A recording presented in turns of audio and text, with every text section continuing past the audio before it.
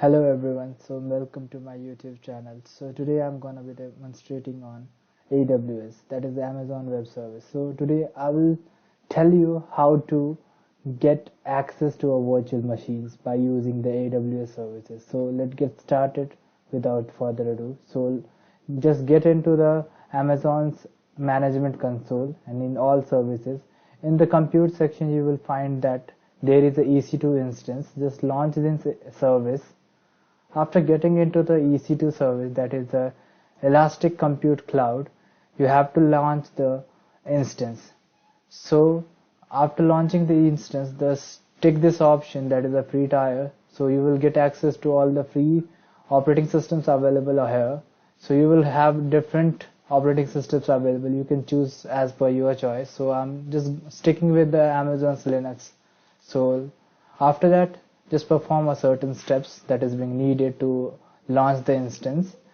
Just for as a beginner, we will leave certain steps as default, because you have to understand it first in order to change it. But the motive of this video is not to tell you the critical steps or complex steps. It's just for a beginner purpose. So I will be just guiding you to how to launch the instance first. After, in the second video, I will teach you all about the different options available and the different functions available. I will teach you about that. So without doing a further ado, let's get started. So after that, you get into the configuration instance detail. Just hit or press the next add storage button. So here you have the options to add various storages, increase the RAMs, and choose with different SSDs, but here we will leave it as it is. Then we will go to a tag section. So in tag section, it will help you to locate your files in a quicker way and get access to it. Next we have is the system configuration security group. So it acts as a firewall for us to protect our instance from our different attacks. So here we need to make one change that is very important. You have to change the source from custom to anywhere, so that the instance you are launching should be applicable or should be accessible from any computer. So that is the main motive of doing so. After that, we will review our whole settings that we have been performing till yet.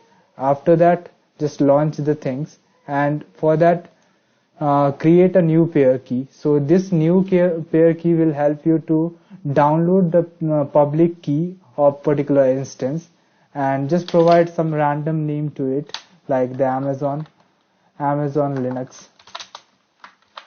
Yeah, I have provided. Then download this pair of key, because it will be helpful in launching the instance, and then launch the instance.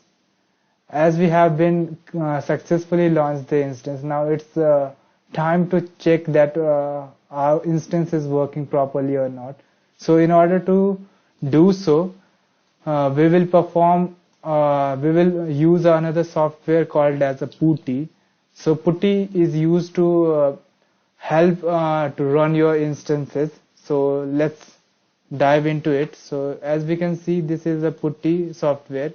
So we will first run the PuTTY generation. So in the generate option, we will try to provide the downloaded PME extension file.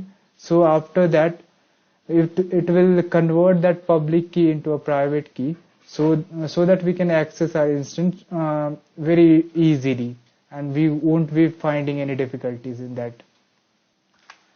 So instead of using the option generate, we will use the load option, and this load option will help you to fix that problem. That first of all, we will try to locate the file that we have been downloaded yet, that is this Linux pem command. So as we have downloaded and loaded it successfully, now we are able to save the private key of it. So we will try to download this by a name called Amazon also, so that we won't be get confused afterwards. So after that, close it and launch the another PuTTY configuration file, means the software. So in that software, you have to type for certain username. That username is being provided by default, that is EC2